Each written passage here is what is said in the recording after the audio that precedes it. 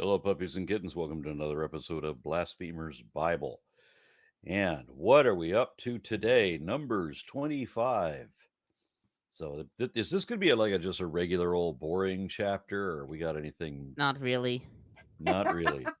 Remember when I said dibs on the next genocide and then I missed the poison snake one? Yeah, it's another one of those. There's just so many of them. Okay, so we're getting into some meat in this one. We could say that, yes. We're getting into some religious zeal. We could say that. Ugh. Yes. Right. Lawrence, you want to say anything to open us up? Listen, man, I'm still trying to wake up. I had a hell of a night. My boss, he injured his back, which means I was the only one working last night. And it was a Friday night, and it was incredibly busy, and I was busting my ass. I made it through. But yeah, that means I got home at like 4. I had to eat. Oh my word! I didn't eat all day, so I went to bed at like 5, and it is 11 now. So yeah, well, I've got you by 1 hour. I think I went to sleep shortly after 4 myself. Okay. Yeah. So it's been I'm still trying to wake up. So chapter 25 is where it's at. In my head, I am now. Hooray! It's a short chapter to be this fucked up. It's very pippy and it's evil. Yay! So who wants to read today?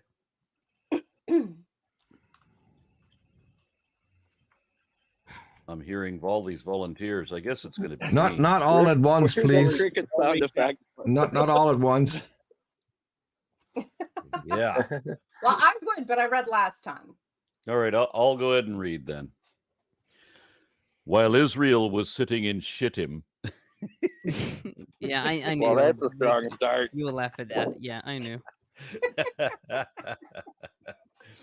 The men began to indulge in sexual immorality with Moabite women, who invited them to the sacrifices to their gods. The people who ate the sacrificial meal and bowed down before these gods, the people who, never mind, I read that wrong. The people who ate the sacrificial meal and bowed down before these gods. So Israel yoked themselves to the Baal of Peor. Oh, this is this chapter. Oh shit! Okay. Yes, it is. Lawrence finally caught it. And the Lord's anger burned against them. The Lord said to Moses, "Take all the leaders of these people, kill them, and expose them in broad daylight before the Lord." Damn phone. That was perfectly timed. The Lord is calling you. Why am I not surprised? Is that your ringtone? What is that? And the Lord said to Moses, "Take my Tyrannosaurus Rex." Yeah. In fairness, Yes, the last Godzilla's time God roar. wanted to... Sorry. Godzilla's roar has always been my ringtone. Godzilla.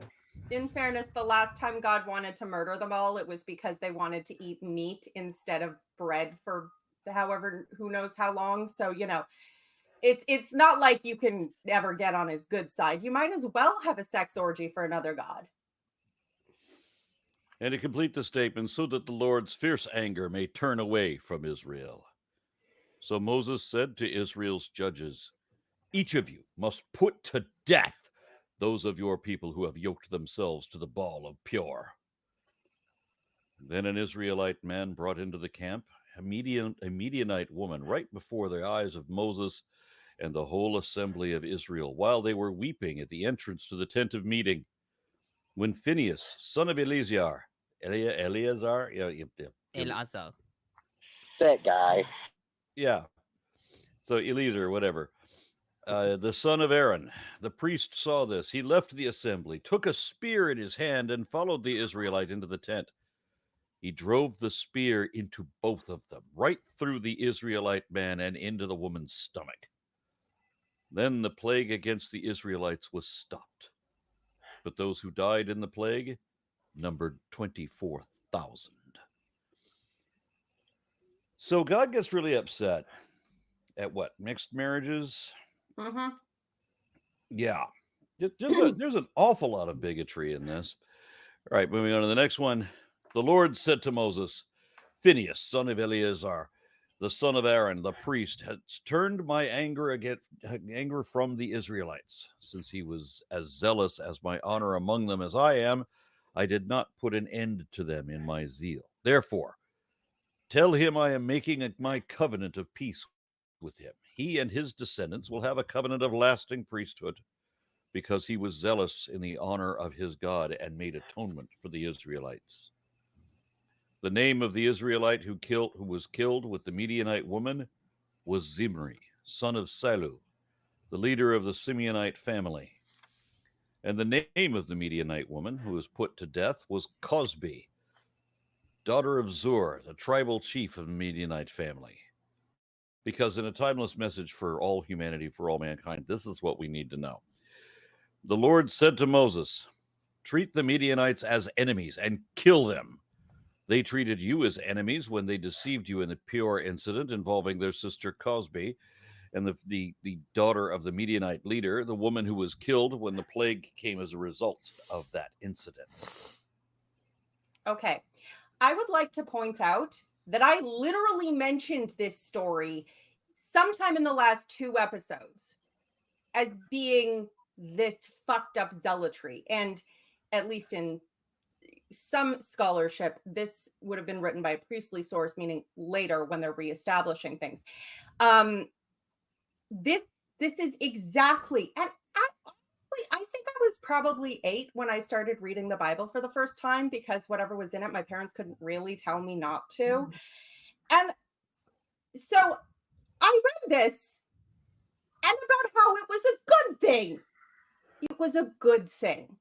And of course, I love that the appropriate response to a group of people welcoming you into their homes, sharing their culture and religion with you, and intermarrying is genocide. Yeah, similarly, the Unlucky Legume offers $50. Thank you very much. And says, I was brought up believing that Phinehas was a role model, heroically stabbing sinners who dared to serve another God. Looking back on some of the things I used to believe, I am ashamed and horrified. It's incredible how faith can poison one's mind. Hear, hear. Absolutely. And, you know, that goes a long way to showing us why there's so many people who get violent in the name of their God of peace these days and across all of history. Yep. Yeah, there's something else within that as well. I mean, it comes up multiple times, but this whole thing about free will. But, you know, the free will is on the Israelites is that if you take your free will and do something that you want to do that I don't want you to do, I will kill you. That's not really free will. Yeah, it's a bit like saying that if the mugger comes and points a gun at your head and says, give me your wallet or I'll shoot you, you have total free will. You don't have to give him your wallet, so it's not really theft. Yeah, there's a scene out of the movie Free Guy that's like that, where one character says, I don't have to do what I don't want to do. And the girl puts a gun to his head and says, oh yeah, the choice is totally yours. I will also quote Chrysostom about Phinehas here. He writes, it was reckoned to Phinehas for righteousness that he pierced to death the woman who committed fornication together with the fornicator.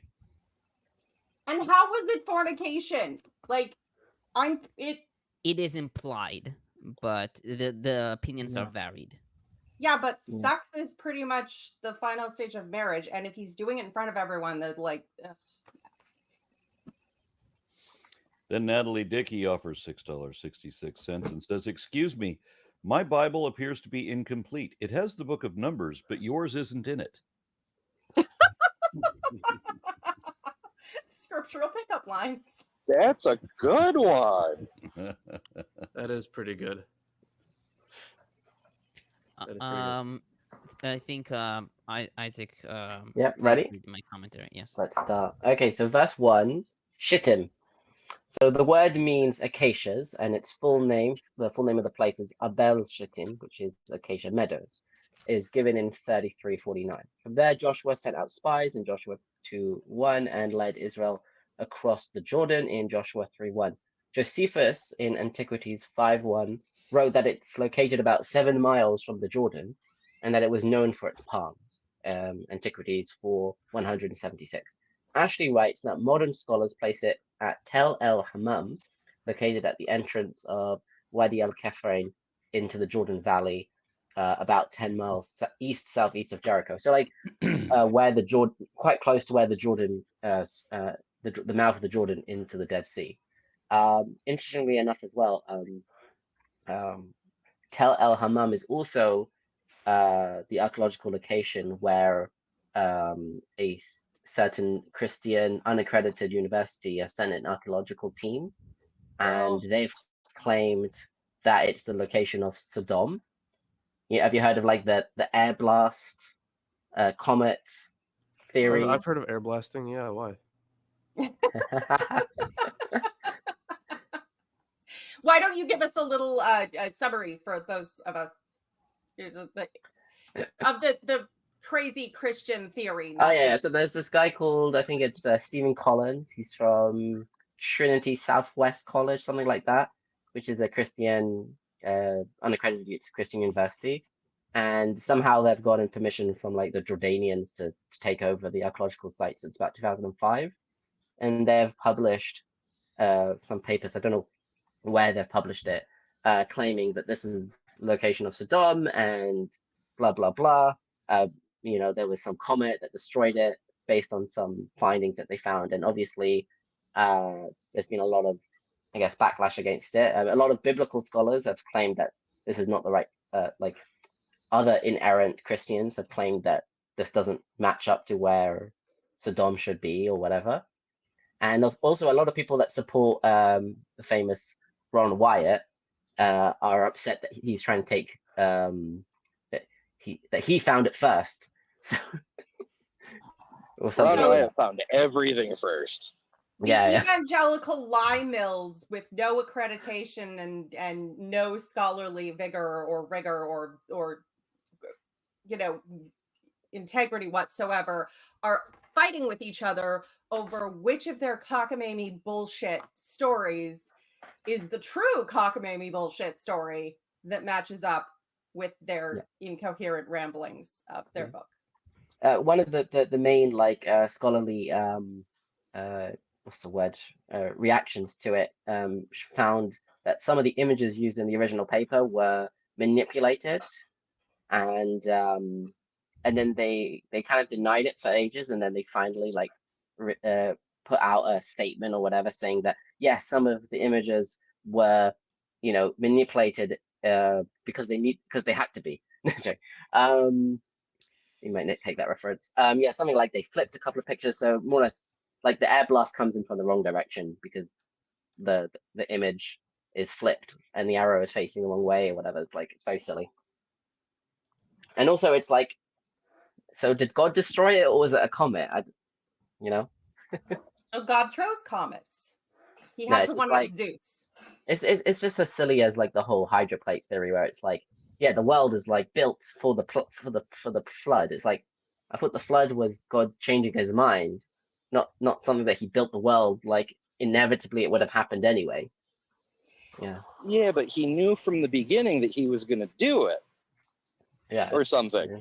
Well, if he's omnipotent, he should know what he's going to do. He's like, I know I'm going to change my mind at some point.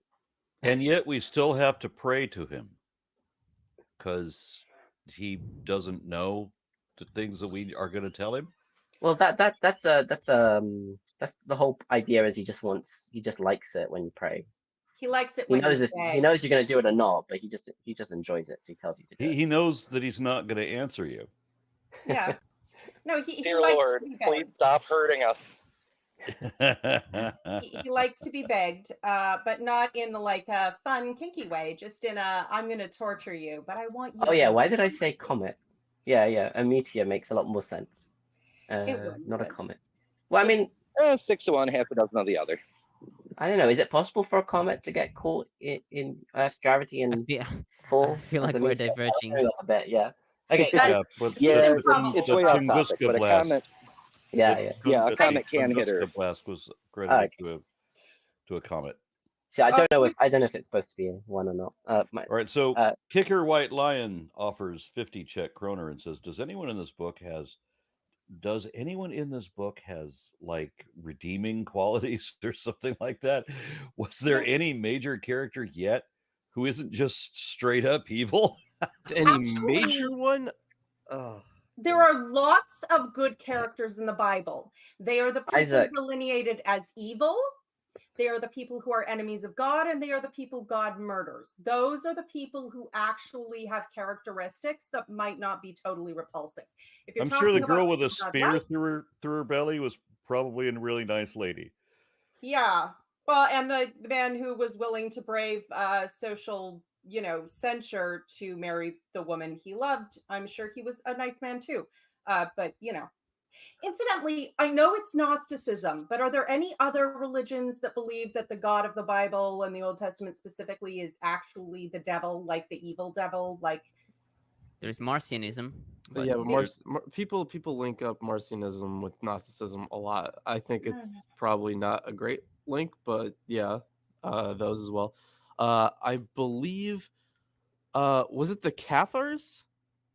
I think it was the Cathars.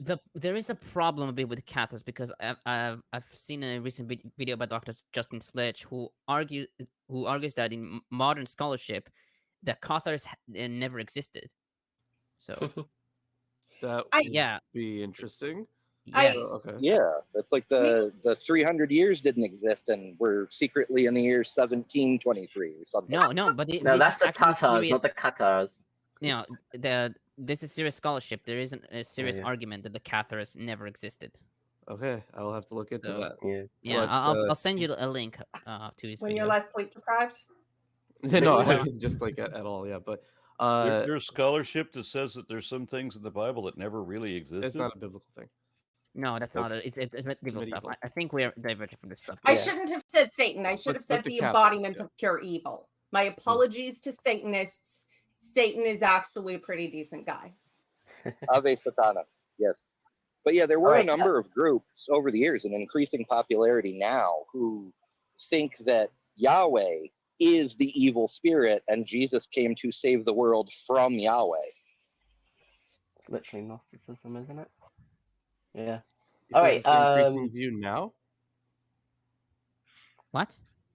Probably more of a Did Ember say that was an New Age view thing, now? maybe? Oh, there's a lot of... there's a few evangelical types. I don't think they're strictly evangelical in the technical sense, but they don't even hold to the Bible. Sort of the way the Protestants broke with the Catholic Church and said we don't need the ultimate authority of Rome. Now there's a group of evangelicals that's growing in popularity in the U.S. that says we don't even need the Bible, just Jesus is enough. And within them, there's this movement that Yahweh is evil and Jesus is the savior from Yahweh. Interesting. Okay. All right, so that would be kind of taking up the Marcion moniker. I mean, it's logically coherent, far more than Calvinism and other things like that. So. All right. Okay, cool. So verse 1 continues. So indulge in sexual immorality. So the Hebrew is liznot. As Ashley notes, the root, the Zayin Nun He, could also denote engagement in idolatrous worship, as in Isaiah 57:3 and Jeremiah 2:20. Yeah, so it could be like a yeah, it's like adultery, idolatry, or the same thing. Double entendre. Verse 2, to the sacrifices. Milgram comments, the sequence, sacrificing following whoring, makes sense. Sexual attraction led to participation. Why can't I say that word? Participation in the sacrificial feast in the shrine of Baal Peor, and ultimately to intermarriage. See verse 6. This conforms precisely with the prediction in Exodus 34:15 through 16. Later tradition, however, avers, which is an old way of saying states, that the whoring was an act of sacred prostitution that constituted an integral part of the ritual that took place during the sacrificial feast. Thus, Targum Pseudo Jonathan renders B'mazchehon at their cultic meals. In the Madaba map, which is from the 6th century CE, I looked it up. It's actually like this amazing mosaic map that was like in a church in somewhere in Israel. Can't remember exactly where. So the area of it's in Greek. It's a early Byzantine map. The area of Baal Peor is labeled Beto Marcia. It's in the Jordan, not in Israel. The map is? Yeah. Oh, okay. Okay, yeah. Yeah, Madeba, yeah. Is that so the Greek says Beto Marcia, and in brackets here it says which could be Bet Mazeach. I don't know what that means. What would that mean literally? I don't know. I know what it means. Like it's sorry, I need to look it up. Okay. Yeah, I mean it's just like so it's that area on the map is labeled with 2 words. One is Beto Marcia and the other one is Myomas. Now Myomas was a popular licentious feast. A tavern, yes. A tavern, okay. Yeah. So Beto Marcia is a tavern, and then Myomas was a popular licentious feast connected with water festivals, as stated in Leviticus Rabbah 5:3. Thus, tradition associates Baal Peor with a cultic site for ritual prostitution. Yeah, this is all quote from Milgram. Yeah, I mean, a ritual prostitution one. See, I don't know if that would fully make sense, right? Because like during the story, so we started off with Moabites, right? But then we go into Midianites later on. Yeah. So it already kind of seems, it already seems a little disjointed there. But some people have argued that, oh, well, maybe they just, ended up living together at some point. But like they weren't seen as entirely separate. But the thing is, this story does have other references in the Bible. There is, I think it's one of the Psalms, Psalm 106, I think, and then in Hosea 9. Hosea 9, yes. Yeah, there, as well. I have a reference to it in my commentary as well. All right, yeah. So it references this the same occurrence. Like one of them talks about like I think it's the one Hosea, which is, by the way, one of the oldest books in the Bible. So like this one would be like a tradition from like before the exile. So this would have been around Assyrian invasion era in the 700s. So like if I'm just gonna read it out here. Yes, Hosea 9:10. When I found Israel, it was like finding grapes in the desert. When I saw your ancestors, it was like seeing the early fruit on the fig tree. But when they came to Baal Peor, they consecrated themselves to that shameful idol and became as vile as the thing they loved. So, a place of, I guess, a religious site where I don't know if the prostitution itself would have been ritualistic, but it seems like they were fucking in this temple a lot. So. There were many temples in many ancient cultures. I mean, Aphrodite and whatnot, where you would have sex with a temple prostitute as a potential act of worship, and obviously you would pay for the privilege, which would go towards the temple. But it was, engaging in the act of the goddess to, and Wait, you can see how that. Okay. No, I'm pretty sure, isn't it? Like not all temples, but like certain temples, sex might be a sacrament. It's a thing, and it's a thing the Bible gets completely tight ass about. Sounds like something Aleister Crowley would say. Sex is a sacrament. You're damn straight. Right. Fucking rock out. I was right. It was because Zipporah, Moses' wife, was a Midianite. And I associated this story with her, and you're like, no, it's the Moabites. And I'm like, oh, right. I'm always getting those confused, but the story gets them confused. So yes, I was right the first time. God's response to taking him in, to Moses being taken in and given a wife and a life and everything else out of the desert, is to fucking murder everybody, because fuck him. Right. Can you please continue, Isaac? Yeah. So verse 3, yoked themselves. The Hebrew is vayit samed, to bind or hitch. According to Levine, its primary context is that of hitching horses or cattle to a yoke. He notes, however, that in Hebraic incantations, the verb samadu connotes the binding of evil spirits to the will of the magical practitioner by means of spells and incantations, and this is its sense in Semitic magical literature of all periods. Baal of Peor, or Baal Peor, as seen in KJV. Baal was the name of the great Canaanite god, and Peor is the name of the site called Beth Peor in Deuteronomy 3:29. Levine writes that there existed local cults of well-known deities, for example, Baal Meon, 32:38, and Baal Tsafon, 33:7. Rashi writes that it was called Peor because they bared Po'arin, which is rabbinical Hebrew, their buttocks before it and to relieve themselves, and that was their way of worshipping it. Wow. Yeah, there is this idea that urination and defecation was used as an idol worship. Yes. At least within like rabbinical literature, and I don't know where it comes from. I'm guessing it's supposed to be like derogatory. Yeah, but it's like a legalistic thing where it's like you're not allowed to defile an idol by urinating or defecating on it because that was seen as that was possibly an actual form of worship.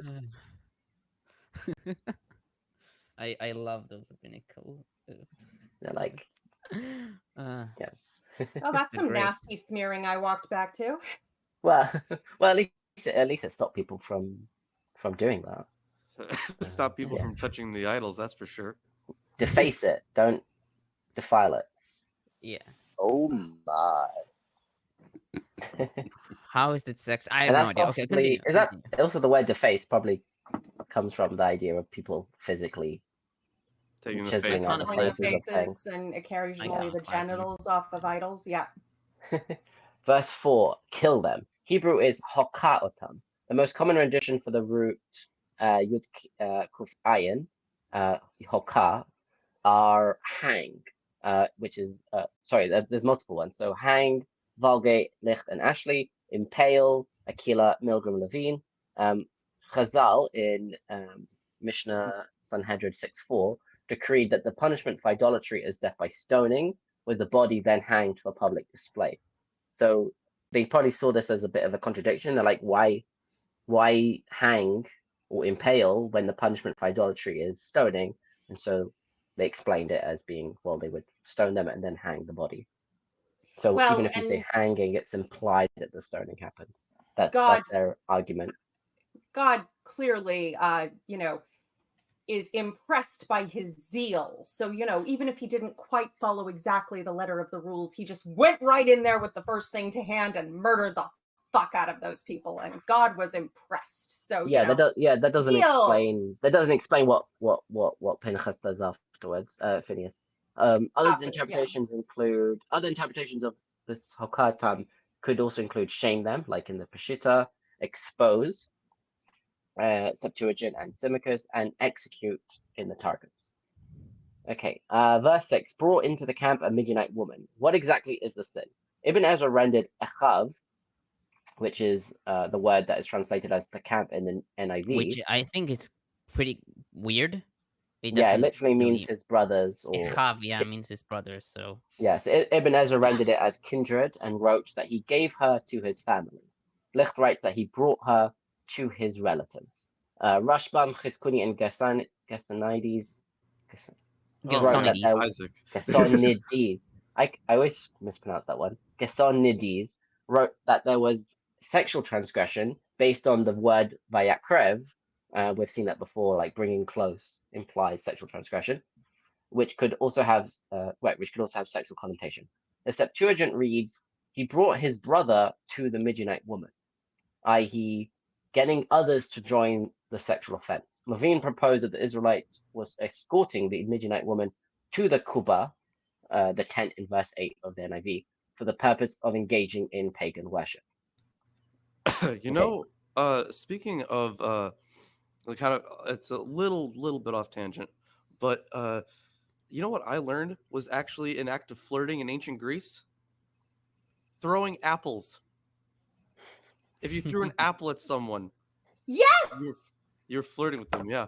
because of that story with the golden apples and the guy who ran too fast. Yeah. Well, there's there's that one, but the one with actual like throwing them at him. There's a story, or there's a poem, I guess, about a cyclops who is in love with a nymph, and the nymph keeps throwing apples at him from the sea. But she'll like Aw, never that's come on cute. land, and he's like, you know, blue balled, and he's all like, fuck this fucking bitch. like it's like he wants her to come on land, but she won't. So like he's all like sad about that. But yeah, like she's throwing apples at him.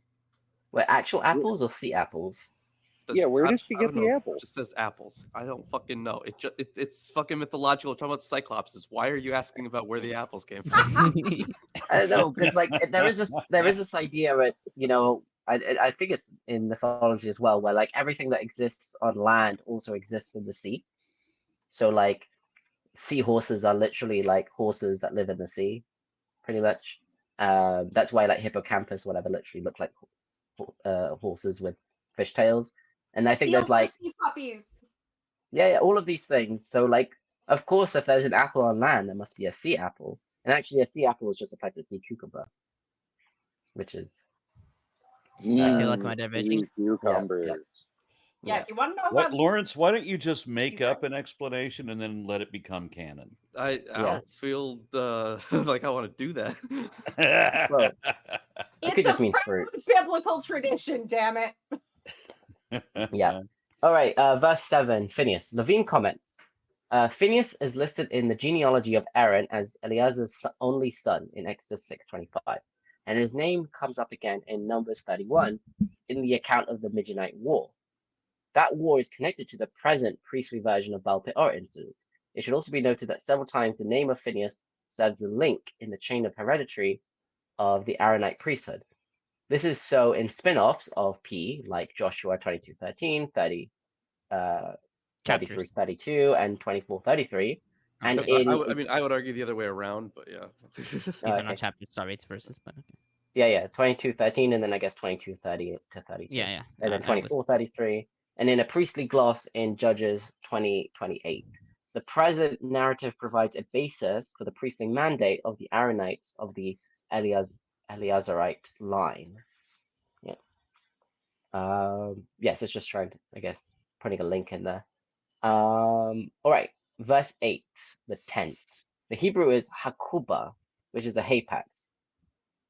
Ashley comments, this word, which occurs only here, comes from a root that means vaulted or arched. The Vulgate translated as brothel, which it can also mean in post-biblical Hebrew, but there's no reason to see this meaning here. Some scholars understand the word to indicate an inner section of the tent, perhaps the woman's quarters, or even the bridal chamber, but this is a guess. An Arabic word from the root Kaaba is a portable tent shrine of the pre-Islamic period. The reference then could be to the tabernacle itself or to another shrine nearby, although one cannot eliminate the cultic connections out of hand. If the site were a tabernacle, the word tent of meeting would probably have been used, as in verse 6, and the evidence for another shrine is not convincing. The translation tent is vague, but our knowledge of the meaning of the word is vague as well. Yeah. Some translations translate it to the chamber. Yeah, Milgram, JPS renders it chamber as well as Milgram. Yeah. He drove the spear into both. Milgram comments, the rabbis were uncomfortable with Phinehas's act. He set a dangerous precedent by taking the law into his own hands and slaying a man impulsively, in disregard of the law. Some, in Talmud, Yerushalmi, in the Jerusalem Talmud, Sanhedrin 27b, argued that Moses and the other leaders would have excommunicated him were it not for the divine decree declaring that Phinehas had acted on God's behalf, in verses 12 through 13. Regarding this, a recent commentator, Baruch Halevi Epstein, remarks, Who can tell whether the perpetrator is not really prompted by some selfish motive, maintaining that he is doing it for the sake of God when he has actually committed murder? That is why the sages wished to excommunicate Phinehas, had not the Holy Spirit testified that his zeal for God was genuine. Well, he stopped the plague. The whore plague that killed 24,000 people. The whore plague. Right? I mean, you guys do see that the plague was the whores that were spreading disease or something, right? It wasn't God that killed these people.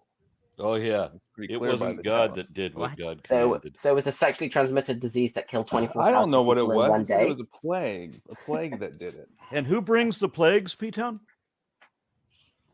Apparently, it's these whorish women that were sent because they couldn't curse Israel. I wasn't aware that the whorish women could perform God's magic powers. Always, Yeah. if you can't But get the it job says- done, then send the women, I guess. It's quite bizarre because it says that that Phinehas stabbed the Israelite and the woman, Yeah. and then the plague against the Israelites was checked. So if it was caused by the women, then it doesn't make sense. It Like- doesn't. It's magical, It's left for you to but fill in the blanks. But if you go, if you're a Christian and you go to, if you go to 1 Corinthians, it says that 23,000 people died by the plague, when it says 24,000 here, which is Yes, I have a implying, comment on this as as far well. as I can tell, I actually have a comment it on this as implies well. that 23,000 people died from the whorish women. 1,000 probably were executed. That's the impression Well, I get. You have to you infer it, though. You can make up whatever nonsense you want as a justification. The Or you text can do actually math. says that for the inconsistencies but the text actually says that God caused and stopped the plague, unless you want to argue that the cure for venereal diseases is to stab someone. unrelated. I mean, it will stop the disease. Yeah, it'll stop a plague of diseases in a community to murder two people. You know, honestly, the more I read the Old Testament, the more the brutality of the entire history of colonialism makes perfect sense. It's like, where the hell did they get the idea? Oh. Well, I just think it's kind okay. of silly how you Yeah. guys start off by saying that this is just some people, getting together and trying to have, outside relational marriages, but it's not that. This is just straight lust, and people are getting killed by it. So, And it was a curse by Baal. I mean, it's not. What's the point on painting the picture in the complete opposite fashion? I mean, So be fruitful and multiply, but no lust, though. yeah, this was sent by the enemy to try and thwart Israel. I mean, that's just Yeah, I clear. thought these were all God's people. I thought God created everybody. Well, Well, the clearly thing they're is, not perfect. This seems obviously. like it's a play on idol worship in general, right? Because course. even while saying like when it says that the scourge was held back, right? Of course, we noted that there was no previous mention of that. But the in verse 4, I believe, let's see, the Lord's flaring wrath. So that may imply a scourge, because it does so in the golden calf narrative. I will also quote Ashley, who writes, "The plague may have started when Yahweh became angry in verse 3, or when Yahweh saw that his death sentence on the leaders was not being carried out in verse 5. The reader must now adjust his or her interpretation of what it meant that Yahweh's anger burned against Israel in verse 3, etc., etc." Yeah, So it was God who killed all those people, but it's left to you to figure out exactly why and, choose your justifications accordingly. Yeah, that sounds like apologetics to me. Okay. Continue. So the word stomach, the Hebrew is kavata. The word has been rendered as a womb by the Septuagint and genital parts by Vulgate, Rashi, and Chizkuni, who relates it with the term nekeva, which can mean female or female genitals. Milgram writes that the word may derive from an original kovet, which on the model of poshet, which means shame. So it could be that the word kind of changed from her shame, her femininity, I guess, to this word meaning her actual physical womb or whatever. Well, we're not exactly sure what Milgram meant by this. It's in Isaiah 9:10. Yeah, a derogatory term for the female genitals, which was maybe what the covet meant. Ashley writes that many scholars suggest that kavata is a gloss that mirrors the word kuba, although he writes that if this is the case, one must explain its placement in the text. He writes that most likely it's a wordplay. Yeah, they're quite similar words. The plague against the Israelites was stopped. Ashley comments, this is the first mention of the plague, Hamagefa, in the narrative. The plague may have started when Yahweh became angry, verse 3, or when Yahweh saw that his death sentence on the leaders was not being carried out, verse 5. The reader must now adjust his or her interpretation of what it meant that Yahweh's anger burned against Israel, verse 3. This is a legitimate literary strategy, although it is possible that an earlier reference to the plague existed in a fuller account of the happenings in which the present chapter is a summary. Even though Phinehas' act stopped the plague, 24,000 people had already died. Now, verse 9, 24,000, Ashley comments, as is well known in 1 Corinthians 10:8, Paul gives the figure as 23,000. This contradiction has never been satisfactorily explained, and attempts at harmonizing the accounts raise more questions than they solve. Carl Friedrich Kehl suggested that Paul's 23,000 did not include the leaders that were hanged, but only those who died by the plague. But the text does not say that any number of leaders were killed at all. Yeah, and none of the other accounts of the narrative suggest anything like that. Verse 11, he was zealous for my honor. The Hebrew Bible reads v'kan'o et kno'oti, as noted in Exodus 25, the verb 25. The verb kufnun aleph, kana, means to become intensely red, and could express ardor, zeal, rage, and jealousy. Origen, in Homilies on Genesis 1:17, writes that Phinehas was filled with the wrath of divine jealousy, and that his work was imputed to him by God for righteousness. Rashi renders, by avenging my vengeance, by his rage where I should have been enraged. Ashley notes that Phinehas' zeal became famous and was the pattern for acts like Samuel slaying Agag in 1 Samuel 15, and Mattathias' slaying of the Jew at the altar that touched off the Maccabean revolt in 1 Maccabees 2:23 to 27. Yeah. Which, by the way, I want to speaking of Maccabees, I'm still very angry at the at Jason of Cyrene, who I guess gave us second Maccabees, and the reason is because in the beginning of it, he's like, you know what, the story's been told before, so I'm not gonna, get into the details. But since we have lost, so many accounts of it, his sources at least, because he knows that he has sources. Since the sources had been lost, that means that we are missing a lot of details about the Maccabean revolt, and I'm still very mad at Jason of Cyrene for that one. Shouldn't have assumed that everything was going to stick around the way it is now. It's one of those things in writing, as everybody knows. Well, as everybody in your circle knows right now, the point of writing is that it outlasts this blip of history. All right, I got another comment to read. This is Kicker White Lion. I think you've read it already. Yeah. Yeah. Oh, yeah, you're right. Sorry. Isaac, please continue. Yep. So, verse 12, a covenant of peace.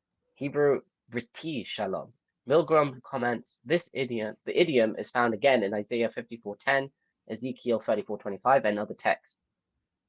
The unusual form here, a broken construct, is elliptical for Briti Brit Shalom.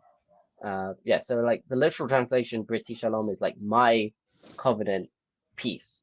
So it seems a bit like it's missing the word. So he's saying that it's probably my covenant, a covenant of peace. My pact, the pact of friendship, Ibn Ezra. Or Briti Im Shalom, which literally is my pact with friendship. Philo, Life of Moses, 1 304, and also Nachmanides. This latter meaning is confirmed by the equivalent construction Beriti Yaakov, Beriti Yitzchak, Beriti Avraham, my pact with Jacob, my pact with Isaac, my pact with Abraham, in Leviticus 26:42. God's covenant meant that Phinehas received divine protection against the revenge that would be sought by Zimri's clan, according to Ibn Ezra and Abravanel. Targums Sir Jonathan adds, and I will make him an eternal angel, and he will live forever to announce the redemption at the end of the days. That actually does make sense, because there were laws regarding the Avenger of Blood and allowing clan members to carry out a death sentence against the person who murdered one of their own. It was meant to sort of, I guess, be a halfway between sort of clan vengeance, but keeping it down to an eye for an eye and not letting it expand into, crazy Hatfield versus McCoy generational blood feuds. Right. Verse 14, the name of the slain Israelite. Levine comments, priestly writers liked detail, and so we are given the names of the man and woman whose act was described earlier on. Both the man's name and that of his father have analogues in scripture. For Zimri, see 1 Kings 69, where Zimri is a northern Israelite courtier. Salu is known only from late biblical sources, 1 Chronicles 9:7 and Nehemiah 11:7, 12:7, and is attested in Aramaic. Verse 15, Cosby, daughter of Zor, Ashley comments, her name is found only here, and in verse 18. This name is derived from two identical but opposing Hebrew words. Cosby from Kaf Zayin Bet, which means to lie, be false, or fail, as water might dry up. The second meaning means to be voluptuous, flattering, promising abundance. Her name may be intended to intimate that other gods may flatter with abundance, but in the end they fail and are false. Cosby may even have been a priest of the Moabite deities. Her father, Tsur, is a leader, Rosh here, a chief, Nasi, in verse 18 in Joshua 30:21, while in Numbers 31:8, he is listed as one of the 5 kings, Malachim of Midian. The terms may mean no more than a local leader. Yeah, using different words in different traditions, I guess.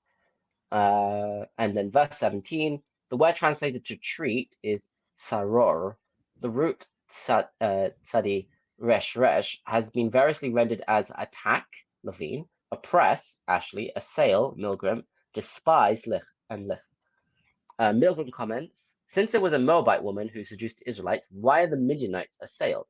This episode may reflect the period when Moab was part of a Midianite confederation that embraced all of Transjordan as its protectorate. For example, Joshua 13:21. When Israel conquered Sihon's territory, it severed the king's highway, 21:22, and thereby threatened the Midianites' hold on the vital spice trade. Thus, Midian, Israel's erstwhile ally, 10:29-32, now became its implacable foe. I have to say, the name they gave that woman as, promising abundance and ultimately failing is ironic, considering that no god I have ever read of in all the mythologies of the world has ever failed their people so consistently, so completely, and so utterly and repeatedly as Jehovah by any other name. He never ever follows through on any of his promises to the people. He makes them, at the very best, he does something nice 6 generations down the line and calls it even. Yeah. Trevor and Wright comments, says, the Moabites are portrayed in a bad light, but it is truly an accurate depiction of the polytheistic practices in the past. And did not some Gentiles become a part of Israel? So unfortunately, one of the main sources we have for the Moabites is the Bible. There is also, I believe, the Mesha stele that does talk a little bit about the god Shamash and the conflict with Omri, I believe. But even then, that's more of a it's more militaristic. Gives us more military information than it does religious practices. So unfortunately, we are left with not much to go off of. There might be like some other scant evidence, right? Like some potsherds or something. I don't know. I haven't looked too far into that. But unfortunately, the Bible is a main source of information about the Moabites. And yes, as a traditional enemy of Israel, yeah, they are probably misrepresenting a lot of it. That is too bad. Those people deserved better.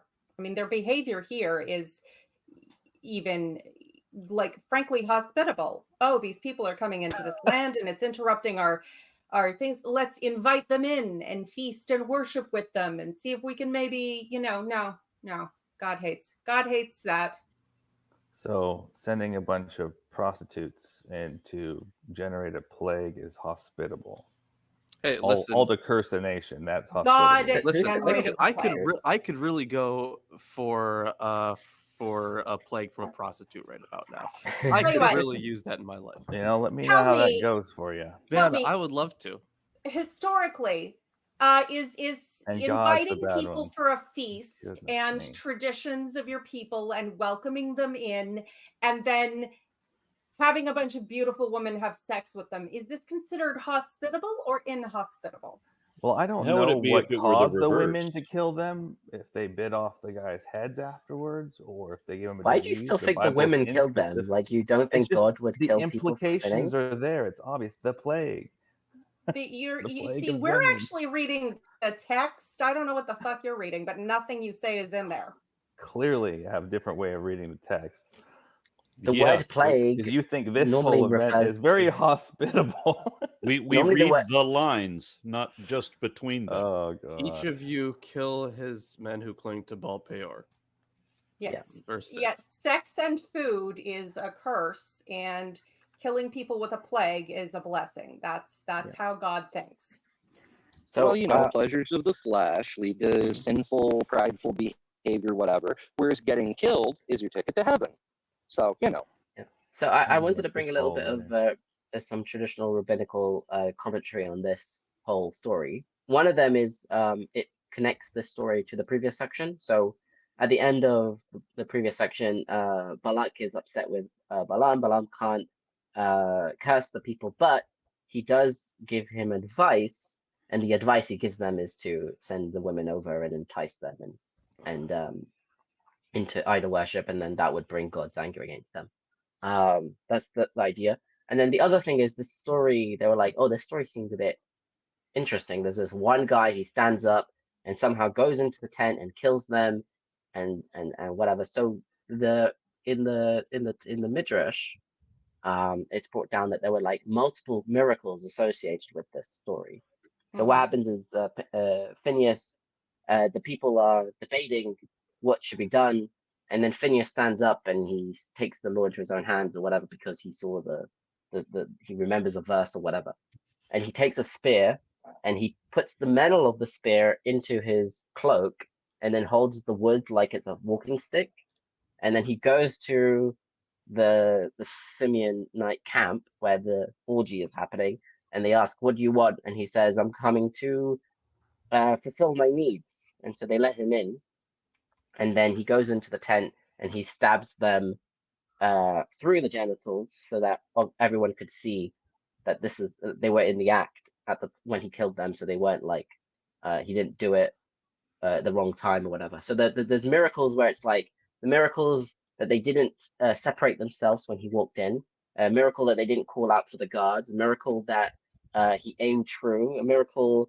that he was able to pick up the spear with the bodies on it and take them out, a miracle that the spear didn't break, a miracle that an angel came down and picked up the tent's lintel so that he would be able to move out with the bodies. Yeah. It's quite fun. Why not? Why not? I I do think there's love like the 10 no different miracle. miracles here. Yeah. It's a miracle someone wrote all that down without, laughing so hard they spilled their ink. But that's the thing, Right when you read the text, there's always problems with it, right? And then when people who actually study the text, even that long ago, they were realizing that this is problematic from a theological perspective. How do we explain that it was okay for someone to take the law into his own hands?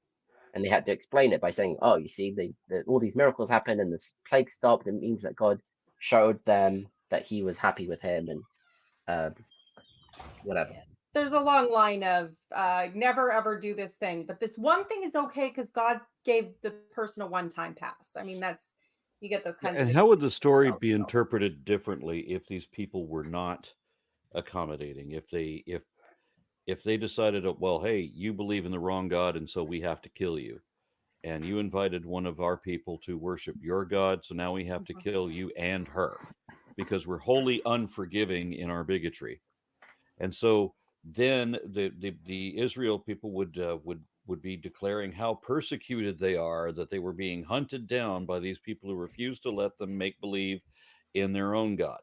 And then it would all be that the people who are killing anybody who asks to worship other gods, those people are evil for the reason that they are doing that. But when the Israelites are doing that exact thing, then they're not evil, because double standards. Yeah, Well, because my God is the one true God, and my pattern is the one true pattern on Russell's teapot.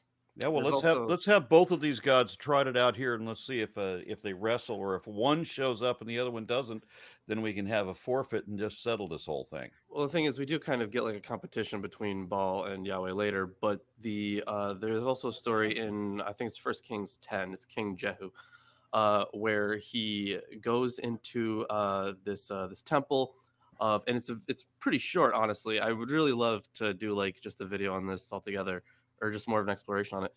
So he goes into this like a temple of a foreign god. I forget which one. I think it's Baal. He goes into a temple of Baal, and he has this plan to kill all the priests. Yeah, so he has like an army like waiting with him. So he goes in and he like pretends to be one of them, right? And like he goes in there and he actively worships. He does the sacrifice to Baal. Like he is actively engaging in idol worship. And to then, be undercover. Yeah, Okay. but the thing is, only then does his army come out and actually slaughter all the priests. He could have stopped that right before the worship. He could have stopped that before he actually sacrificed something. But no, instead he goes through with the sacrifice to this other god, and then are the priests killed. That's in 1 Kings 10. And I people don't talk about that part enough to me, because I'm like, this is so weird. like he is being allowed like to, at least for a moment, worship another deity. Yeah. Like he didn't get a punishment for it, right? No. Like he could have done it like, I don't know, 5 minutes beforehand. But no, he didn't. He was holding his hand behind his back with his fingers crossed. Yeah, there you go. The universal cancellation will go, is killing. Yes, Yahweh will go a long way to get some juicy, sweet human sacrifice. It's true. If you're doing something in order to murder someone he's pissed off at, he'll let you get away with nearly anything. Although I have to say also, when it says, and P-Town had a bit about they enticed them to worship their gods. I need to point out that this is from a very monotheistic, monotheistic cult perspective. This is very much the Yahwist cult. The psychopathic, you can only worship this god, and if you so much as look at another god, because although every nation or town might have its own god, its own sort of local patron deity, in polytheism, you're not forbidden from worshiping other gods. It would be completely polite if you were going into a new town to offer a polite sacrifice at the shrine of the local deity. It would be like greeting the ruler. It would be on that level of, you might make a token offering to someone else's household gods as a polite, you're in their home, yada, yada, yada. Like, although there were some polytheistic like nations that were against other religions like the Roman Empire against Jews and Christians. So Well, but they weren't. it depends on as the emperor, of course. weren't But entirely, Yeah, and it was really only does depend on the emperor. Because it- early on they were like, yeah, this is fine. yeah, there yeah, was but I lots think of like tolerance the depending as long as it didn't interfere with other laws, basically. And then it was but then like Titus decided, nope. yeah, Titus was Titus, but Yeah. initially, at least, the law was one of measured tolerance. Like as long as you weren't doing anything to, you had a long-standing tradition and you weren't fucking with the laws in other ways, then whatever, we don't care. But like to say that they enticed them as though they had come in to destroy their faith is nonsense. If you look at it from their perspective, they were just being literally polite. Oh, welcome to our nation and area. Meet our God. Like that's literally any other group, any other culture would not have seen that as an affront to their God unless those two gods had beef. And then you get into, political stuff. But yeah, it's just silly. It's just silly to treat it this way. I'm seeing Isn't the it? comments. Wait. Go. This impression I'm getting that they were sent there by this other king. I know I got that impression from scripture from somewhere.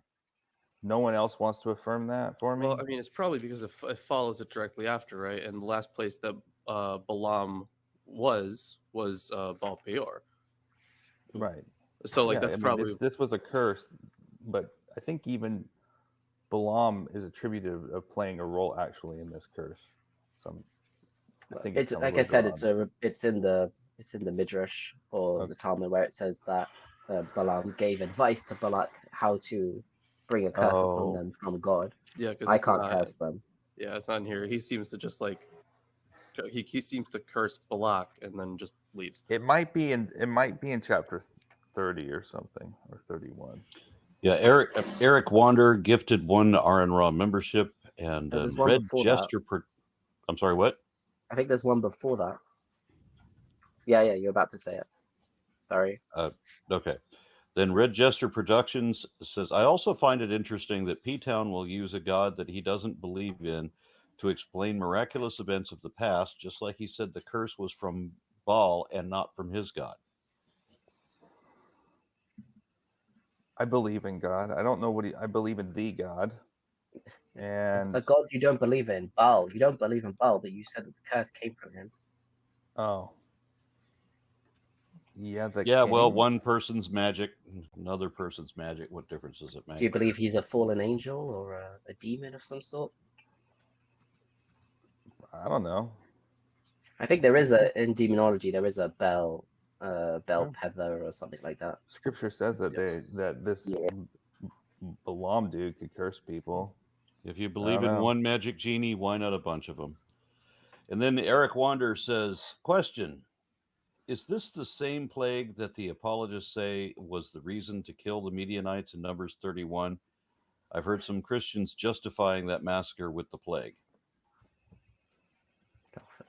Gosh, I'll have to get back to you later, Eric. I'm barely getting by on 25. Got a couple weeks to go. It may very well be. I'm not sure. I thought Numbers 31 just kind of references the numbers of people dying, or my memory could be off. Yeah. All right. So Joe G says, did anyone else notice that P-Town just said that the ticket to heaven is being killed by a zealous person? Also, it makes sense he killed them because he wasn't getting any. When you get left out of the prostitute plague. A plague of prostitutes be upon you all. And they're all on roller skates.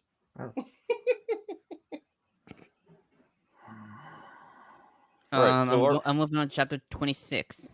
Yeah. Okay. Oh, yes. Who's reading 26? This is a long one. Yeah, this is long because it's kind of like a list of all It's the another census. Yes. Yeah. And it's just a long-ass list of Jewish names. Yes. So I Does think anyone maybe really Isaac... want to listen to me slog through this? I could do it, but I feel like I'm speaking a lot. But Well, I'll do it I can do quickly it as then. well. I mean, I'll try to. I mean, I'm not in the best shape. Oh, it's all good.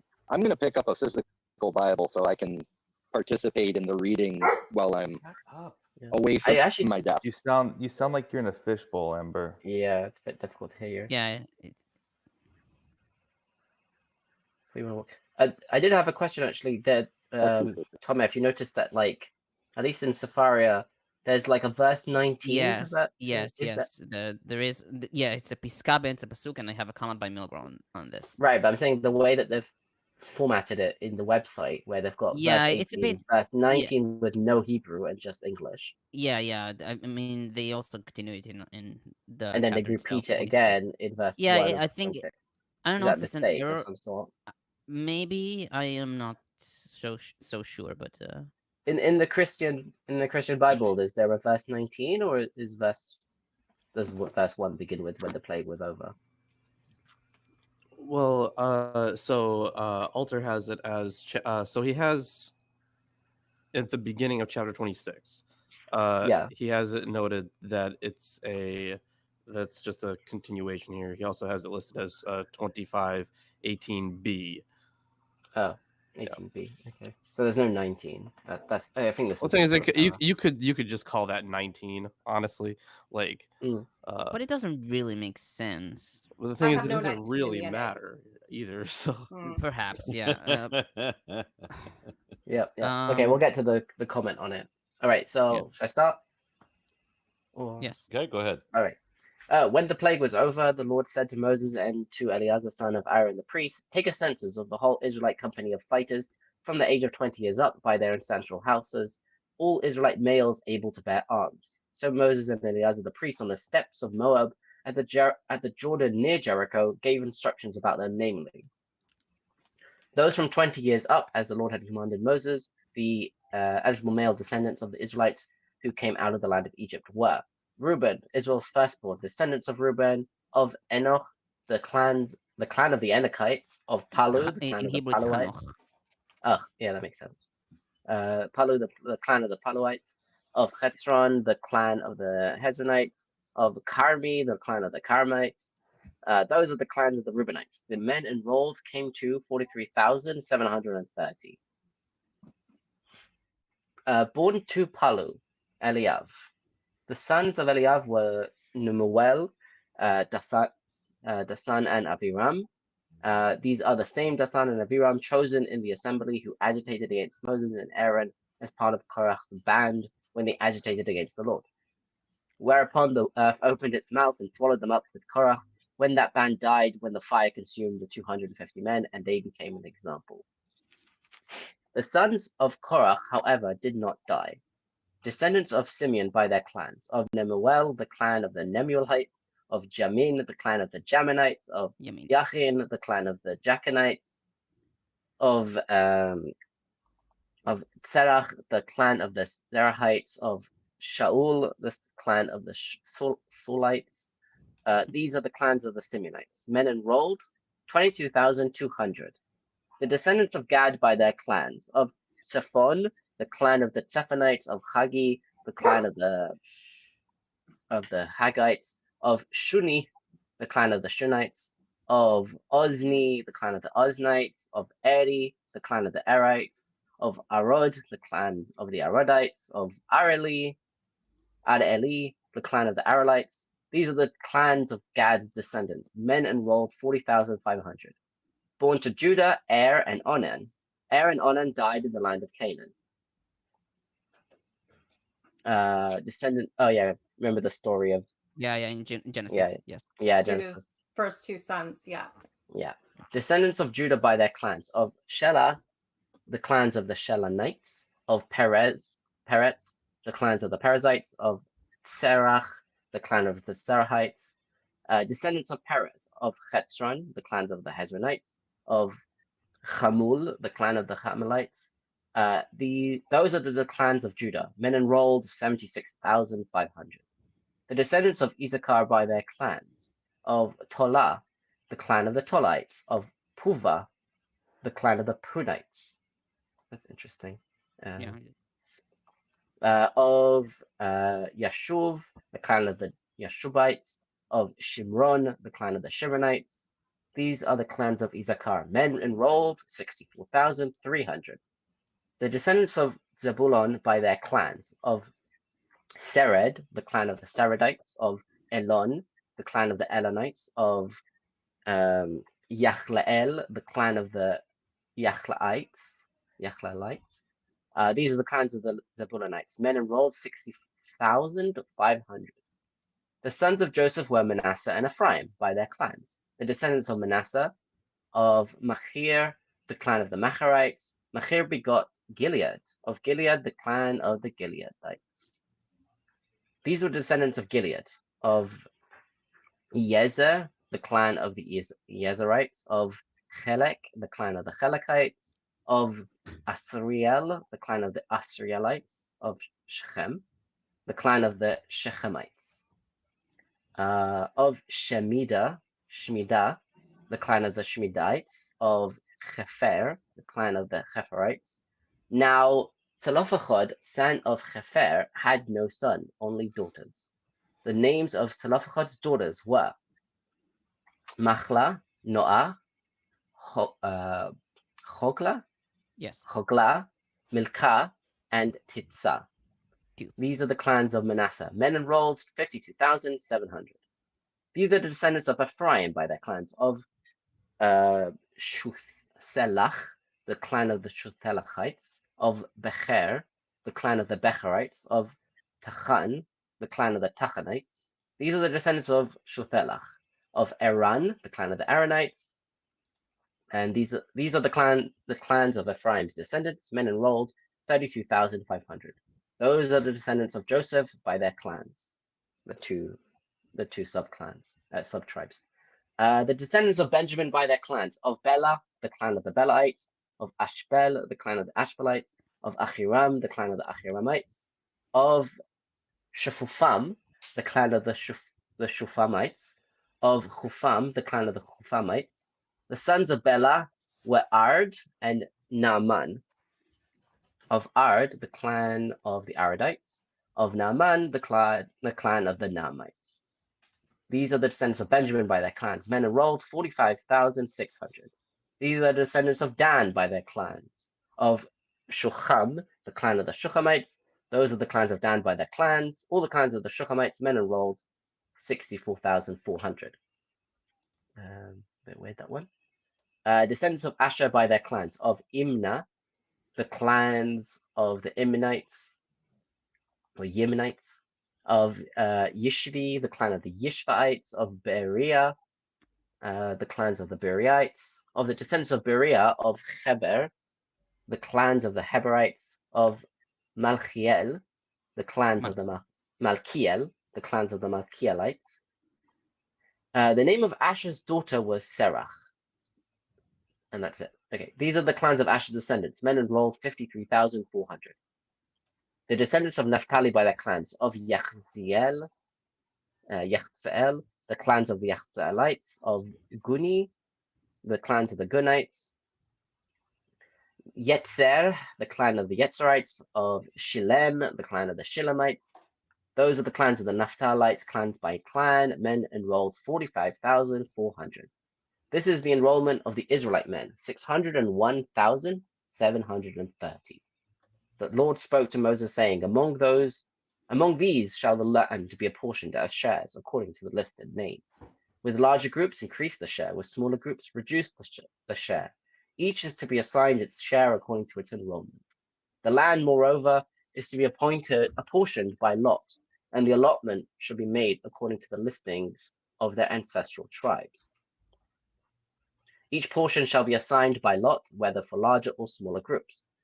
This is the enrollment of the Levites by their clans. Of Gershon, the clan of the Gershonites. Of Kohath, the clan of the Kohathites. Of Merari, the clan of the Merarites.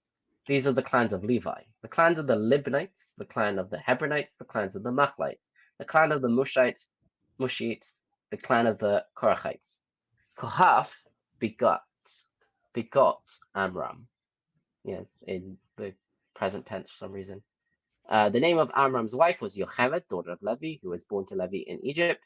She bore to Amram, Aaron, and Moses, and their sister Miriam. To Aaron were born Nadav and Avihu, Eleazar and Ithamar. Nadav and Avihu died when they offered alien fire before the Lord. Their enrollment of 23,000 comprised all males from a month up. They were not part of the regular enrollment of the Israelites, since no share was assigned to them among the Israelites. These are the males enrolled by Moses and Eleazar, the priest, who registered the Israelites in the steppes of Moab at the Jordan near Jericho.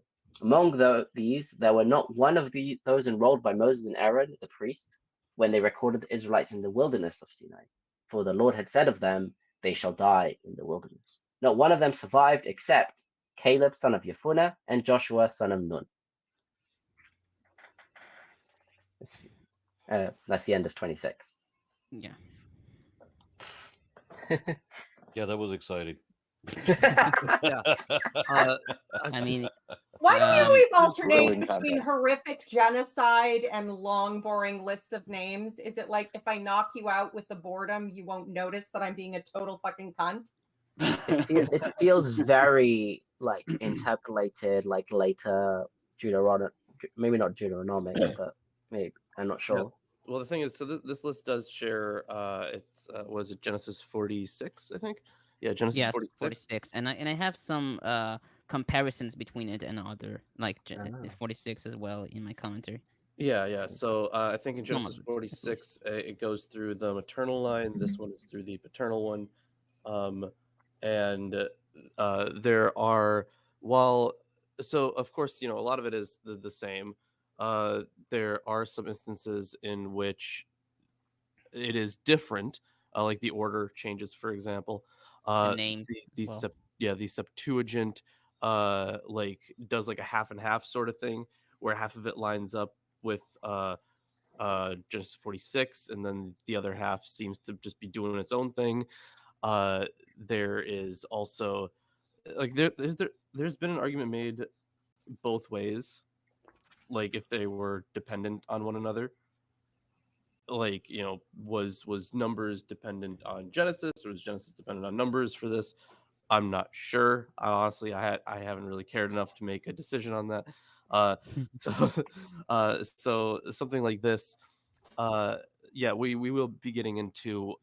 I think the biggest thing, of course, is Levi isn't included in this, and Yes. that stands in line with like back in Numbers 1.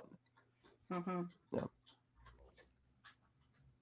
But then this is talking about the allotment of land, and Levi does not get an allotment of land because their portion is the Lord's. Yes. And they get to live off of, all the offerings and everything.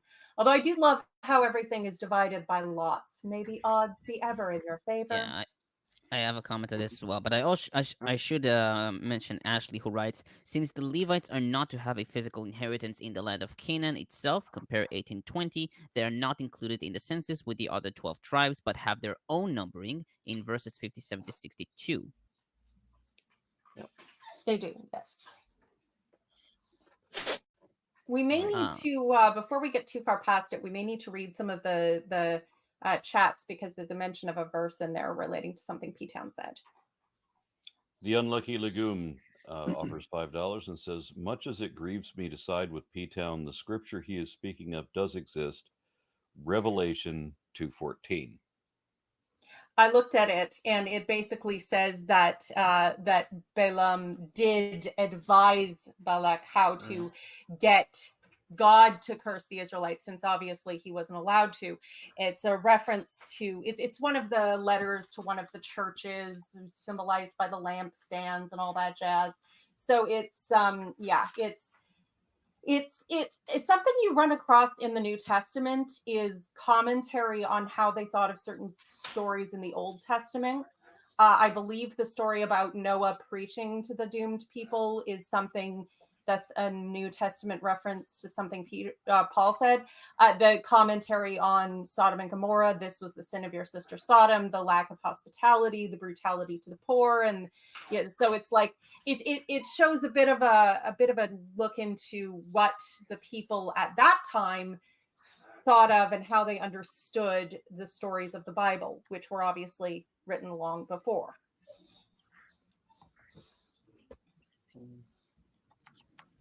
All right. So Um, again, timeless messages from Uber Galactic Overlord to all mankind. Okay, I it's only also like some of you. yeah. I think it's actually in there's also in Exodus 31:8, I think, that mentions Balaam's involvement in this whole incident. So we'll get there when we get there, I guess. All right. I'm guessing there's not that many notes on this chapter, so I'll start. I mean, most of the notes are about the names, which are Yeah. not short, but yeah, please. Yeah, that's cool. Okay, so after the plague, Milgram comments, the Masoretic note, Piska be'emtza pasuk, break in the middle of the verse, indicates a break in the text at this point, which may mean that originally the account of the war against Midian followed chapter 31, and since war requires draft registration, the account of the census, chapter 26, was interposed. Philo, in fact, follows his account of chapter 25 with chapter 31. Life of Moses 1, 305 through 318. The juxtaposition of the second census, chapter 26, to this clause implies, however, that the plague wiped out the entire generation that had left Egypt. See 2664 through 65. Juxtaposition of the second census. That's interesting. I didn't think about the plague being the final, killing off the final members of the previous generation. No, me neither. But maybe. Okay, verse 3 to 4. Levine comments, the wording and syntax of verses 3 and 4 are problematic on several accounts. There is, first of all, the problem of the Masoretic Vaidaber otam, which would mean he set or determined them, not simply he spoke them. Here it remains unclear what the antecedent of them is. One could take otam as to them, an alternative of alehem, namely to the Israelites, but this would be odd. Analogy makes it more likely that otam functions as a declined pronoun in the accusative, referring to what has been commanded. Gray suggests itam, with them, as we find in Genesis 17:23, 35:30 through 15, thereby yielding, then Moses and Eleazar the priest spoke with them, namely with the Israelites. This is the simplest solution, though not a fully satisfactory one. Yep. 8. The son of Palu. The Hebrew Bible reads the sons of Palu. We see example of using the plural for a single name in other genealogies, in verse 36, and also Genesis 46:23 and 1 Chronicles 1:41. Verse 9, Nemuel. Licht suggests that this name was copied here by mistake from the lists of the Simeonites in verse 12, since that name does not appear in the consequent genealogies of Reuben or adjacent to Dathan and Aviram. Milgram writes that perhaps it was deliberate to suggest that the line of Palu did not become extinct because of the death of Dathan and Aviram, and actually writes that two persons could have the same name, and so it doesn't find it difficult. Yeah.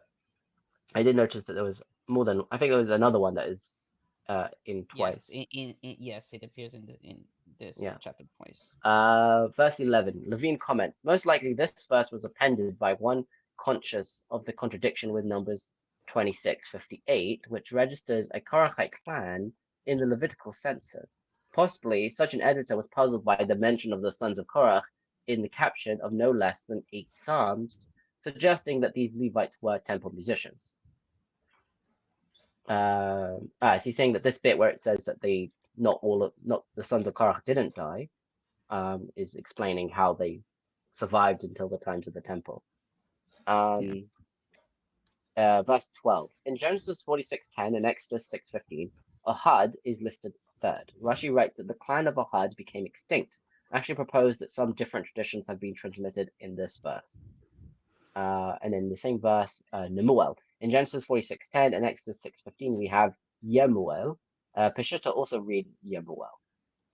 So there's an example like of, in the English translations, Jemuel. Yeah. Yemuel is like the Hebrew name. Just went out. Yeah.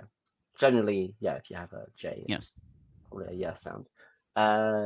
Yakin. In 1 Chronicles 4:24, his name is Yarib or Yarib.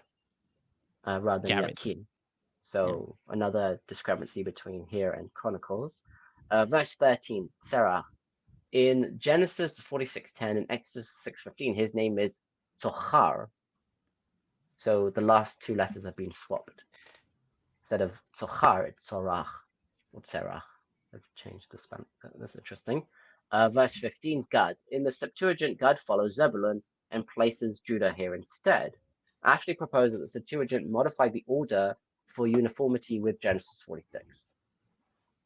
That's interesting. Actually, would say that the Septuagint changed it.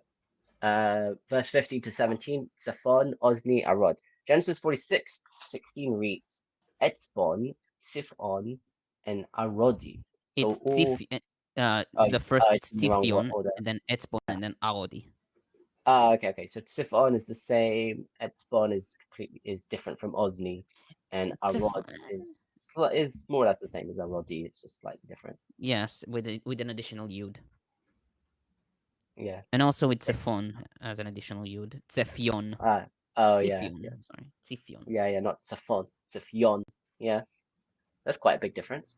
Verse 21, Chamul. That's kind of interesting though. Is that would that be like indicative of like the language changing a little bit over time?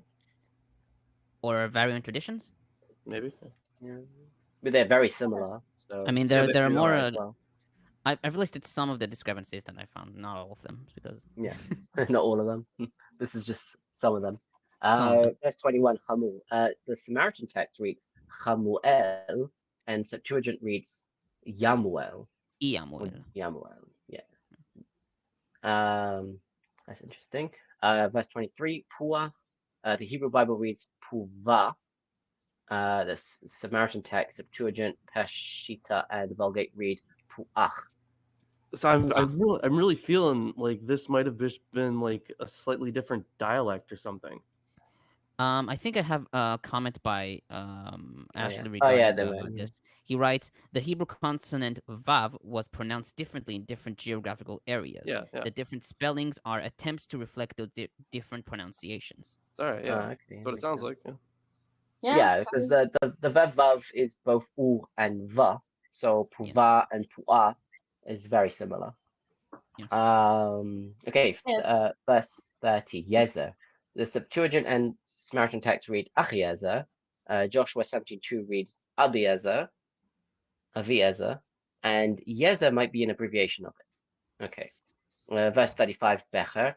Septuagint deletes this name probably because it is a Benjamite clan, according to Genesis 46:21, and not where we're reading. Verse 36, Aran. Septuagint, Samaritan text, and Peshitta read Edan. Edan, like the Lord of the Rings. I don't know. Sorry. Edan is just like is a name for the humans. Okay. I'm not familiar with it. It's probably more likely that he based it on the name Adam than anything else. Okay. Verse 39, Shufam. The Hebrew Shefufam. He actually comments. The Septuagint reads Sofan.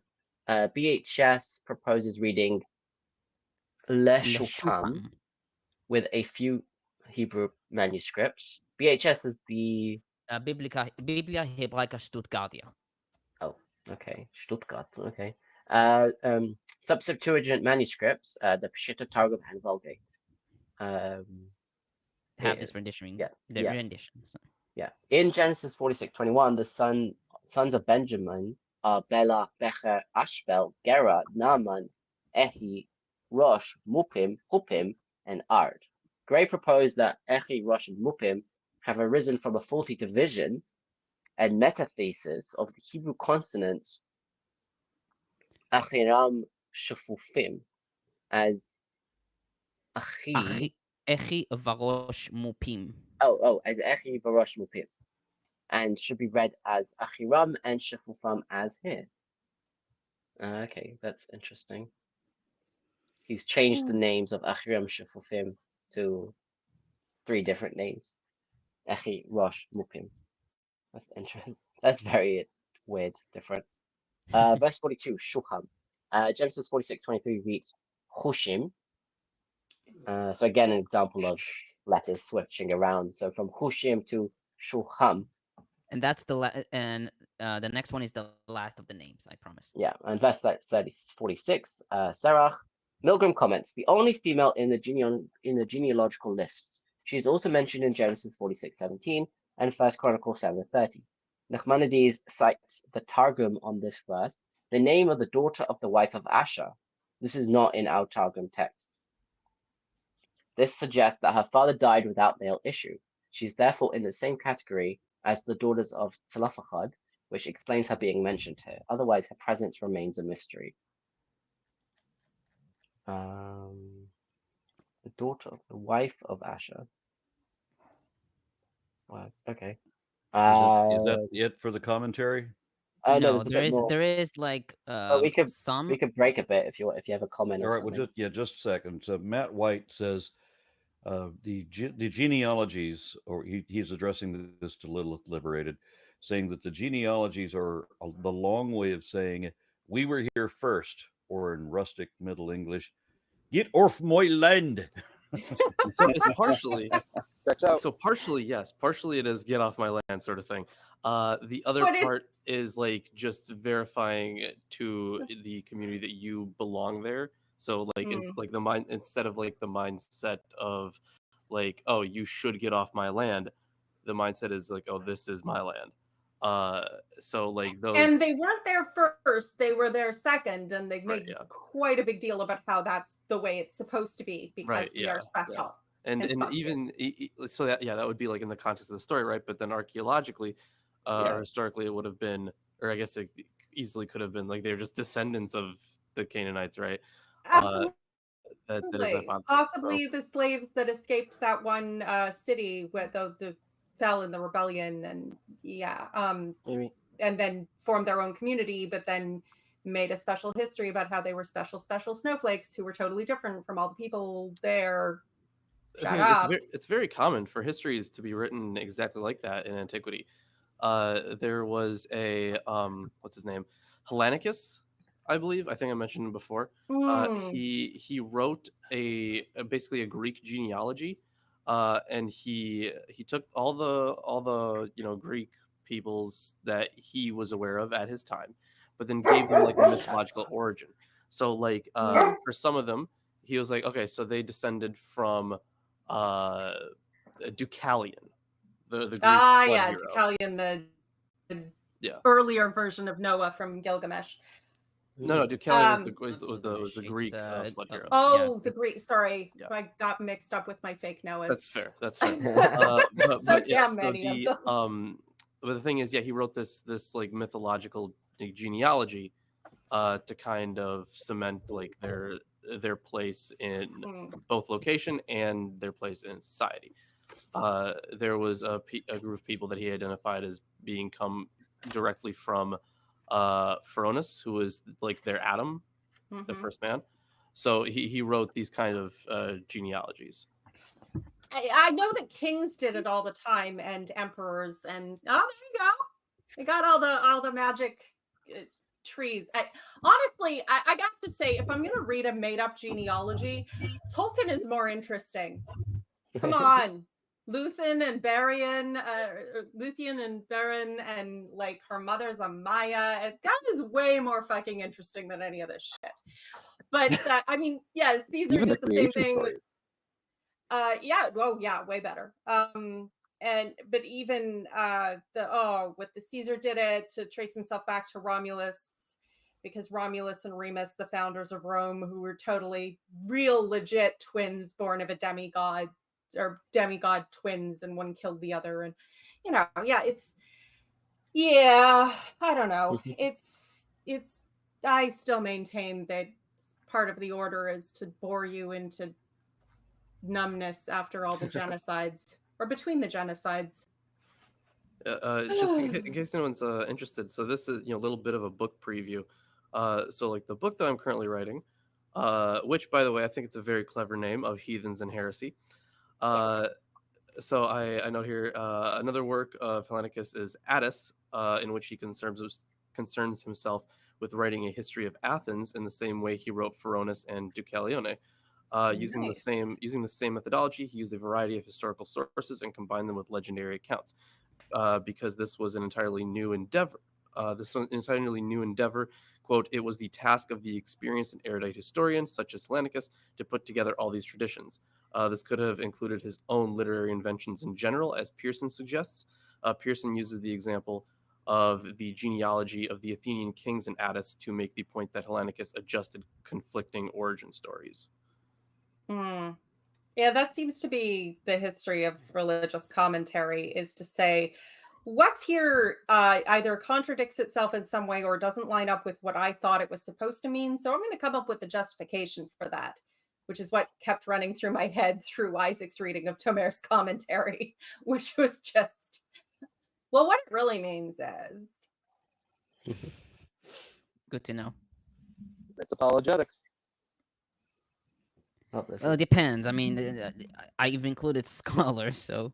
No, yeah, but it's more Ashley. Ashley seems to be the most apologetic. Like he's the most conservative, yes, but his commentary I think is quite decent. Yeah, it's interesting. I'm not saying it's without value. I'm just saying the contortions of Cirque du Soleil are more entertaining. That's why I have the ancient Christian commentary included. They'll be plenty fucked up. Yeah. All right. Oh, I think Arnie's muted again. I got a comment in a script that I cannot read. No idea. Luke Snyder. Yeah. Yep. That's an L? Yeah, it's Luke Snyder. Yeah, it's a very fancy Luke Snyder. Okay.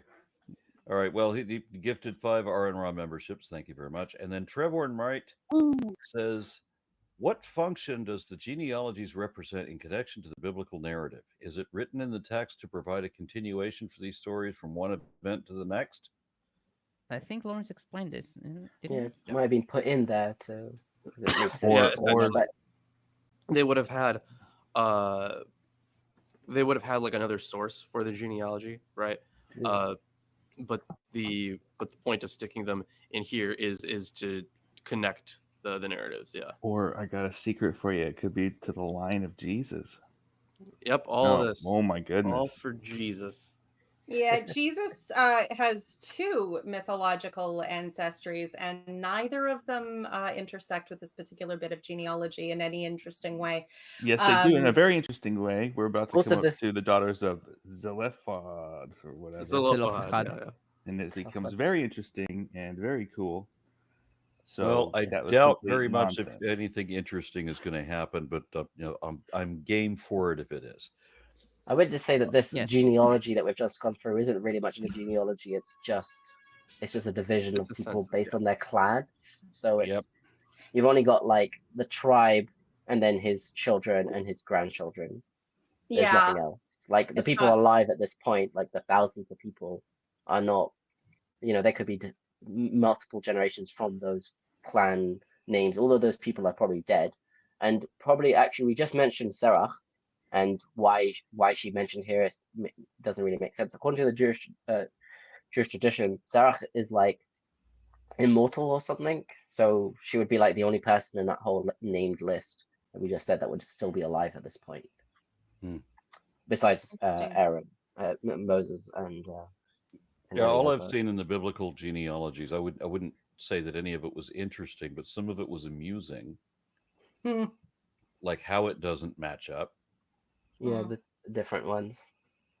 Yeah, and how it only works if like Joseph is actually Jesus's father, or that things like that. Those are the amusement parts, but none of it is interesting.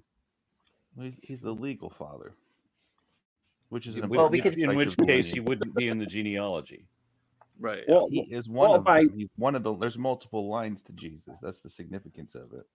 There's if you contradictory genealogies. If you believe in a first man and woman, of course all lines are gonna like eventually lead back to that, like by necessity. It's not like a surprise. Yeah, common ancestry is a thing. But that's not what we're talking. This is magic shit. And I'm keeping an eye on the comments, and Dornan says, Aaron, please tell Lawrence I say nice cloud. So I wanted to catch that before that became Thank you. irrelevant. But So. before Yahweh came along and they were polytheists in that area, I don't know because I've not really done much research in that area. Were they quite into ancestral worship as well? Probably. It's actually kind of indicative in, for example, the story of the Witch of Endor, where I believe Samuel, who comes up out of the ground, but he's described as being, like it says that an Elohim came from the ground. So they use the same word that they use for God there. So so spirits. I mean, I don't think there was anything quite so ritualistic as. Actually, hold up. I got a book on this. Hold on. I would say the one thing you can learn out from this chapter about Jesus is that the story in Jesus, there's two different genealogies that don't match up, and we can see that that's actually a biblical tradition. Yeah, it's he has two different. Joseph together. has two different fathers and grandfathers and then they just say one of them is for Mary. Why? How? Shut up! It doesn't say that. Shut up. So this book, I'm excited to read it, but I've read some of it, right? But a lot of it is there's actually quite a lot of Hebrew in here, so I get lost very quickly. I'm like, oh fuck, I don't know what this means. They don't offer a translation. Good. Yeah, I know, I am. You know what? I'll make you and Isaac suffer at some point. I'll just be like, hey, can you guys translate this? Joy. Yeah, I'll be glad. So the book is called Land of Our Fathers: The Roles of Ancestor Veneration in Biblical Land Claims by Francesca Stavrakopoulou. So yeah, from as much that I have read so far, without getting in, kind of passing over some of the Hebrew stuff, pun definitely intended, it's quite good. It's quite good. Don't worry, it is mostly English, but there is like a lot of Hebrew comparisons here. Oh, it's like when you watch a multilingual movie and then they put subtitles, but the subtitles are in the language the person's speaking. Yeah. And you're like, so I'm like, what's the point what of are they that? saying? Yeah, exactly. It's like for people who speak all the languages and are deaf, here is some subtitles. Like, very helpful. Shall we continue with commentary? Yeah, so continue with the commentary. Yeah, so verse 55, distributed by lot. Levine comments, the Hebrew term goyrel, lot is of uncertain etymology. It may designate any one of several small, usually flat objects of stone, wood, bone, or other substances, and of various forms that were used to reveal the divine will. The term may also connote the outcome of the process, the lot or portion of those submitting to the divinatory process. Divination by lot was the only form of such magical practice fully endorsed by official biblical monotheism. It included the Urim and Thummim, a kind of lot employed by Israelite priests who made oracular inquiry of God by this means. Numbers 26:52 through 56 is one of several biblical texts that project the apportionment of the promised land to the Israelites by lot. The closest to it is Numbers 34, also part of the priestly component in Torah literature. This priestly tradition carries over into Joshua, and it dominates most of Joshua 15 through 21, whose contents deal with the apportionment of the land. And interestingly enough, the idea of a goyrel is used by modern religious Jews.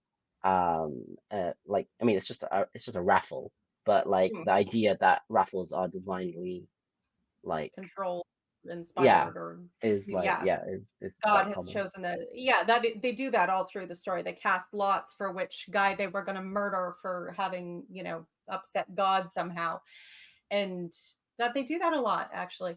But I have to say, because the Urim and the Thummim were used in conjunction with the plate with all the stones on it. Is this the origin of the 20-sided die?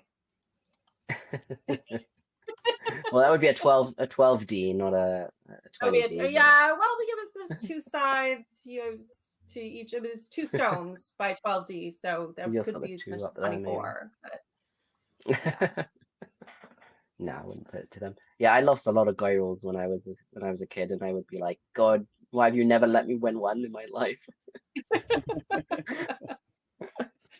Because they always used it, like in schools and stuff, like for prizes. It would always be some sort of raffle, like whatever.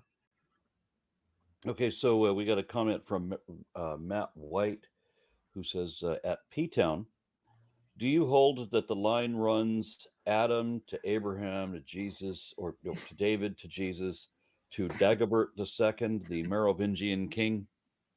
I don't get the joke. I don't don't know. either. Was there a Merovingian look. king that claimed descendant from Jesus? I feel like it might be from like a show or something. Da Vinci Code. I thought that too, so I looked it up. But this is somebody who supposedly lived until 679 in near Stenay, Lorraine, which is now France. Frankish king of Austrasia. I mean, there were a few kings in that era that claimed descent, if not from Jesus, then from David. But there was a lot of, oh yeah, Jesus is secretly my ancestor going on then. Mind you, and there's a comment where there's a whole website dedicated to their family tree and roots. There's a few of them, heritage history. So yeah, it looks like somebody claiming to be descended of the same lineage. There is a village in France where there's a legend that Mary Magdalene arrived there with her child, which was the child of Jesus, and so there might be a lineage there that comes from Jesus, but that's the legend. There's lots of weird myths that came about in the Middle Ages about Jesus and connections to Jesus and like ancestry and other things too. There was a phrase when the French were like, "Yeah, the Pope is French." The English would respond, "The Pope may be French, but Jesus Christ is English." I mean, they have that in A Knight's Tale, which is based on the Canterbury Tales, but that was actually a thing that the peasants would say because they had this myth about Jesus coming to England, and did those feet in ancient times, walk upon England's rolling store. It like that. That's all. That was a myth. It's like the early version of Mormonism. They had that Jesus came over after the crucifixion and hallowed our special place because reasons. Jesus. Yeah, and I did find a site that says rumor has it that the Merovingian bloodline was a descendant from Jesus or one of his brothers who fled Roman persecution at the time of the crucifixion and escaped to France, where they intermingled with French royalty. Of course. There's also a tradition that there's an Irish king that's like descended from David as well, and therefore all the kings of England are also descended from the kings from David through that line. You got Depends how far you go back. If you go back to Alfred the Great, well, he wasn't king of England, but he was a Christian, but he claimed to be descended from Woden because you had to be descended from Woden to be king back then. I actually have my genealogy shows that I'm descended of Woden. That's not even a joke. All right, almost finished. I got 2 verses left. Verse 58, Milgram comments, according to 3:18 to 20, see Exodus 6:17 through 19. The 3 main Levitical clans of Gershon, Kohath, and Merari subdivide themselves into 8 clans: 2 for Gershon, Libni and Shimei; 4 for Kohath, Amram, Yitzhar, Hebron, and Uziel; and 2 for Merari, Machli and Mushi. Yet here, 5 Levite clans are listed without any family connection to the traditional 3: Libni, Hebron, Machli, Mushi, Korach. The last Korach is a great grandson of Levi, according to Exodus 6:21. Most scholars believe that this is an independent early tradition concerning the clan makeup of the Levites, one that antedates the organization of the 3 clan grouping of the Levites into their courses in the Jerusalem temple in 1 Chronicles 23. It is, however, also possible that it is only a fragment of a once fuller list of Levitical subclans that derive from the 3 main ones. Yeah, that makes sense. And then verse 63 through 65, Levine comments, Numbers 26, 63 through 65 are resumptive. They state compliance with the order communicated to Moses and Eleazar in the opening verse of the chapter, verses 1 through 4, and also reinforce verse 51, where the total of the Israelite musters minus the dedicated tribe of Levi was provided. In addition, verses 64 through 65 represent one of the explanatory glosses typical of chapters 26, and signify the fulfillment of the decree of Numbers 14:26-45, and more specifically of Numbers 14:30 and 35. They restate that except for Joshua and Caleb, none of the wilderness generation had survived. Moses was exempt from this decree, although even he was not allowed to enter the promised land, a thought amplified in Deuteronomy 34. Okay. Of course not. He slightly improvised on what God told him to do. So die alone in the desert, you bastard. Yeah.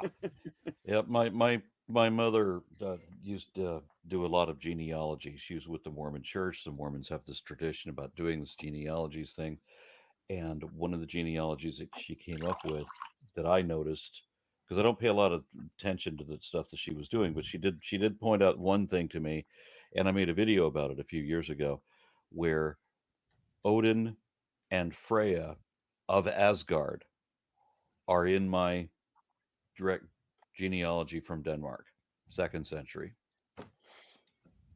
Well, that's cool. I mean, that Yay. the Norse pantheon is real, yes? I want to see that video. Hail Descending from the thyself gods. indeed. They make like a useful chart style my family tree, and then it just goes up to Woden. Like, don't even comment on it. Well, if you get a chance, talk me up to your great allfather, and because I really do not want to get stuck with the Christian traditions in the afterlife. Well, there's an easy fix for that. Just die in battle. Everybody goes to Valhalla if they die in battle. Get me a spear. I want to ride with the Valkyries. I was gonna say, like, All right, are we done with this this just surprisingly boring chapter? The last chapter was Yes, we were the last done. chapter was interesting, and then we drive into this. It was just kill. I'm sorry Well- for my droning voice. That would have been Oh no, better this than was my not your dyslexic fault. reading. If I had the energy, I would have read it as well, but Yeah. shit Okay. stuff happening. Anyway, Yep. All right, so we good for Tuesday? Yes. Should All right. be. Very Yep. good. All right. Well, next, what? Yet? Peter, you gonna say something? Yeah, I said I'm all Yes, right now. for Tuesday. Okay, very good. Very good. We'll see you then. Thank you much. Bye bye, Thank you. everyone.